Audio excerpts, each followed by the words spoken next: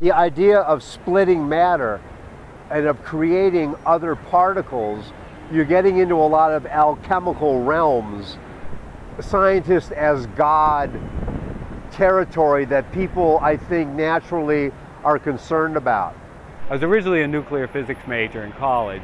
Our current nuclear has a huge waste stream, and I was appalled by it. Yuri Gatt of Oak Ridge taught me about molten salt reactors, and that reignited my passion in nuclear because to me it solves the waste problem. All you need is about 800 kilos of thorium feed per year, per gigawatt of electricity. Out of that you get 799 point something kilos of fission products. Well, the missing mass turned into energy. E equals mc squared, it turned into energy. 800 kilograms of thorium, you have 799 point something of fission products? Of fission products. You have some fissile nuclei. That means this is a nucleus that if you hit it with a neutron, the nucleus begins to distend and a piece comes off. And the smaller piece is about 30 or 40% the original mass of the nucleus, and the larger fission product is basically what was left over. And so what this leads to a double humped distribution in the masses of the fission products. On this table you see the smaller fission product highlighted in yellow, and then the heavier fission product highlighted in green. And then there's this gap for a while where there are things that simply are not made by fission.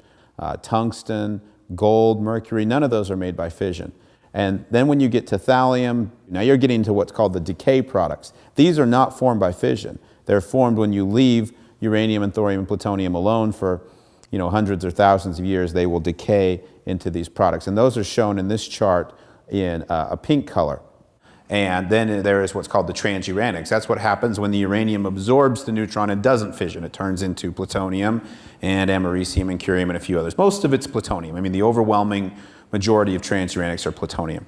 You get a lot of different things from fission, but you don't get everything, and that's significant. It's not as if you're dumping the whole periodic table out when you make fission. You get certain elements in a preponderance, and you get some very rarely, and you get some not at all. For instance, you can't make gold from fission. When we first load nuclear fuel in a uranium-fueled reactor, it is entirely uranium, and most of that is uranium-238. As it burns down, first at a year, 2 years, and then 3 years, you see the formation of other things. These are the fission products, as well as some of the transuranics. The hatch at the bottom gives away the fact that most of the rod is still uranium-238. The overwhelming majority is still this unburned uranium-238. Still, most of that potential energy remains to be exploited. In fact, the only fraction that has been truly burned is the fraction you see kind of in those light pastel colors. Those are the fission products. But the remainder of the material is unrealized energy. Xenon is the most common of the fission products. some of these fission products have a really, really big propensity to eat neutrons. They call it a cross-section. It's a term that we use to describe how probable is a reaction going to be. And here is xenon-135, its cross-section relative to two nuclear fuels. Okay, see these little bitty guys? So imagine we're playing darts or something and throwing them. Which one are we going to hit here? I mean, we're going to hit the big red dot. When xenon-135 forms from fission, it really wants to eat your neutron. You split an atom, you got smaller atoms. That can poison the fuel itself and kill fission, unless the poisons can come out of the fuel. This turns out to be a big problem for real nuclear reactors. This was one of the first reactors that was ever built. This was the Hanford reactor. They turned it on and everything seemed to be going. And after about a day or two of running it, all of a sudden the power went pew and dropped like almost to zero. And they left it alone, and after about 12, 18 hours, all of a sudden it went and it came back up to power again, and it held there. And they're like, what? And then pretty soon it goes pew and it drops off again. They're going, this makes no sense. We're not doing anything. The thing's like turning on and it's turning off, and it's turning on and it's turning off. Well, what was going on was the reactor would turn on and xenon-135 would begin to build up. And as it built up, it would start eating all those neutrons, right? And then it would pew, and it would take the reactor back down again. And then after a while, it would decay away. And once it decayed away, the reactor would come back on again. So it was following this up and down effect. Just crazy. I mean, these guys didn't even know what xenon-135 was, because this was like one of the first nuclear reactors ever built. This actually was a contributing effect to the Chernobyl disaster, was the presence of xenon-135. I have a friend I've made online who is a nuclear reactor operator, and he goes, I'm always fighting xenon in my reactor. That's like all we do as operators, is try to deal with this stuff. And it's really hard to deal with in solid fuel reactors. Gases have a really hard time escaping from solids when you're trying to go in between the atoms. My name is Dr. Stephen Boyd. I am a solid state chemist. So all of a sudden there is an atom of xenon gas where there wasn't one. What did that just do to the surrounding atoms? It pushed them. On a mesoscopic level, it cracks the crystals. The solid fuel will begin to swell and crack. Having that trapped and having that the most abundant fission product in there is kind of disastrous. And you begin to get this central void. This is actually a gap in the fuel. So now you have a structural integrity problem. It's starting to break down. In my opinion, that's not a good design. Xenon is a gas. What happens to gases in a liquid? They come right out of solution. We need to build nuclear reactors that are based on liquid fuel, because liquid fuel is going to be a whole lot better at doing a bunch of things. What is easier? Running a liquid past a solid in order to transfer the heat, or having the fuel be a liquid and use that in and of itself? So I would argue that actually combining the two is easier. Sure, it's more chemistry, but so what? I'm a chemist. There are lots and lots of chemists, and a lot of them are a hell of a lot smarter than I am. So, like, go solve the problem. There's a lot of good going to having fission in a solution. It's so controllable. Fission, solid form, sucks. Solids are a bitch. They're a pain to dissolve in acids. These fluorides flow at moderately low temperatures, and they are just a piece of cake to process compared to solid oxides. There's no free lunch. There's no free lunch. There is always a cost-benefit analysis that needs to be done. Always. There's no such thing as a waste-free energy source. So, but with that waste, let's think carefully about that waste. NASA uses xenon to throw out the backside of an ion engine. There's a spacecraft in the asteroid belt now called Dawn, which is using xenon ion engines to propel itself extremely efficiently. We used to joke at NASA that xenon was one of the few things worth launching into space because it actually cost about as much as it cost to put up in space. One man's waste is another man's treasure.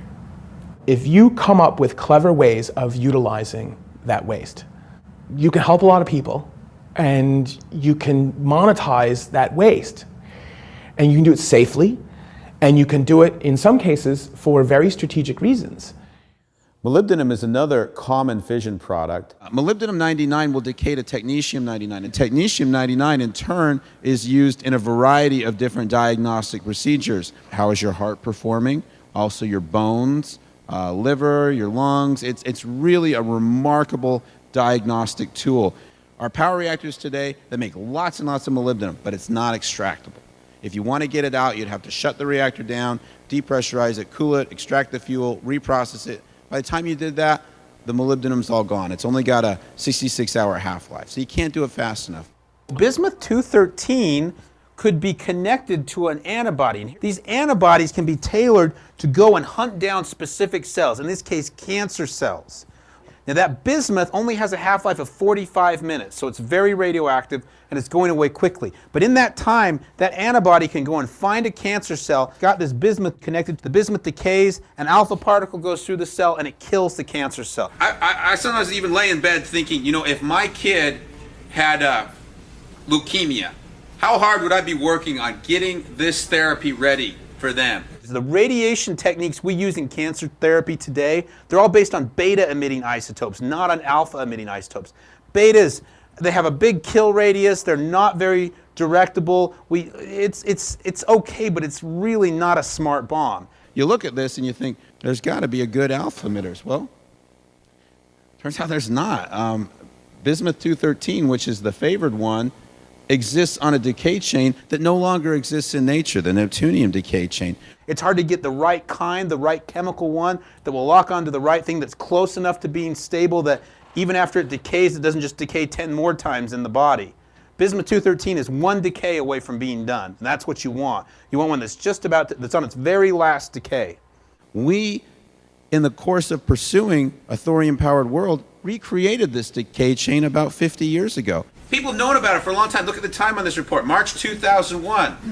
Actinium and bismuth-213 are currently extracted from purified thorium-229. The only practical way is to get this from the natural decay of thorium-229. It's very potent. We only need on the order of a billionth of a gram to treat a patient. And it's especially good against dispersed cancers like leukemia, cancer of the blood, not tumorous cancers where there's a big hard lump, stuff that's hard to get to, pancreatic cancer. You get pancreatic cancer, you're probably looking at a death sentence. We can do both at the same time. We can make electrical power and we can make this useful medical isotope. We need to get this stuff in the hands of doctors to treat deadly diseases like acute myeloid leukemia and other cancers. If we had this material, I really think it would lead to a revolution in fighting cancer. In reactors today, there's basically 2 categories of the waste. There's the fission product waste, and then there's the transuranic waste. That's what happens when the uranium absorbs the neutron and doesn't fission it. The plutonium, the americium, the curium. By using the thorium cycle and using it efficiently, we can eliminate that category, the production of transuranics. We can just about eliminate that, so we're not making that in the first place. We are still making the fission products, and a number of those I mentioned can be extracted usefully.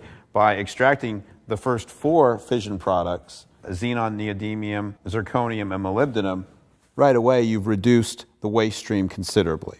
What about the rest? The 2 troublemakers are strontium and cesium. Strontium-90 has a half-life of 30 years. Cesium-137 has a half-life of 30 years.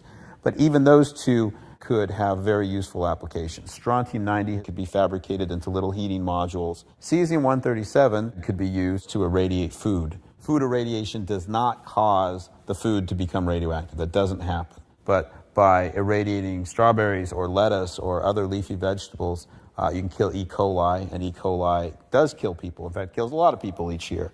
Think of your home. Think of your pantry. Now imagine taking everything out of your pantry and pouring it on the floor. So your sugar and your cornflakes and your flour and your baked beans and everything is in a big pile on the floor. How valuable is that giant mix to you? It's not valuable at all. It's worthless. It's completely worthless. All you do is you'd shovel it up and you throw it in the trash. Now, you've had the same stuff you had a minute ago, but now it's all been mixed together. What makes the stuff in your pantry valuable is the fact that it is separated. The sugar's in one container, and the flour's in another, and your cornflakes are in another altogether. So what we've got with nuclear waste is we've got that pile of everything mixed together. If we could partition it, if we could put it back in its separate categories, we would find that almost every one of those things is useful if isolated and separated from everything else. And with about 30 different elements in the fission product distribution, not every one of those will be worth extracting, but if you applied this to 10, you would probably find you had some very, very valuable materials coming out of that. Right now, all mixed together, worthless. Worthless and dangerous. But partitioned, they could be very, very valuable. The rods generate energy by transforming some of the uranium into different elements. Over time, fission products start to build up. We need chemistry to separate them out. But since the fission products are thoroughly mixed with the uranium, pyroprocessing, a nifty technology invented by Argonne scientists. The thing is, they call it pyroprocessing, but it's a molten salt process. They're dissolving this thing in a molten salt, and they're doing electrochemistry on it. After chopping the fuel rods into small pieces, you submerge them in a vat of molten salts. When you run an electric current through the vat, the uranium and transuranics separate out and forms crystals on the electrodes. Molten salt can not only be a fuel, it's a way to reprocess or process nuclear fuels and clean them up for reuse. I've looked carefully at so-called pyroprocessing. There are obvious improvements that can be made with respect to the actual pyroprocessing techniques. We can do this in a much more streamlined fashion. The dirty metals and the dirty metal oxides that have been spent, if they were fluorinated with some really safe fluorinating agents, they could be turned into liquid fluorides and separated far easier. And then the other side of the coin is, if you're going to use thorium as your baseload fuel, so to speak, you have to have a kickstarter. The uranium-235 that's still left over, the plutonium-239. But hey, isn't that a great way to get rid of these materials? Because we've got all this waste here in the United States. We've got 70,000 metric tons of this waste. That's terrible. And for me as an entrepreneur and a scientist, I know that I can save lives by using those isotopes. I know that I can make money and better society with those isotopes. Take some of the waste that's already been created in our uranium-fueled reactors and potentially destroy those long-lived transuranics through fission. Waiting them out to decay is a very slow process. Plutonium-239, for instance, has a 24,000-year half-life, so that's a long time you're going to be waiting for that to decay. On the other hand, you can fission it, and then those fission products will decay very rapidly, and you also get an energy release and a neutron release, both of which are good. You hate nuclear waste? So do I. These reactors can eat nuclear waste. The United States has no plans to recycle that the valuable cladding or all that uranium that's in those used nuclear pellets. 70,000 tons of American nuclear waste. You're going to need, like, let's say, a ton to run an experiment molten salt reactor, a ton of fissile fuel, all right? If the reactor works, we've opened the door to remediating all nuclear waste. If the reactor doesn't work, we've added 1 ton to a 70,000 ton pile to see if we can remediate all of it on the whole planet forever. We hate nuclear waste too, but what we really hate is we hate wasting it.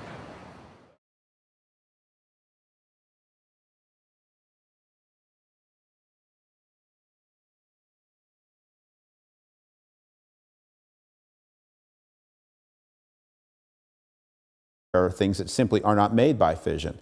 Tungsten, gold, mercury, none of those are made by fission.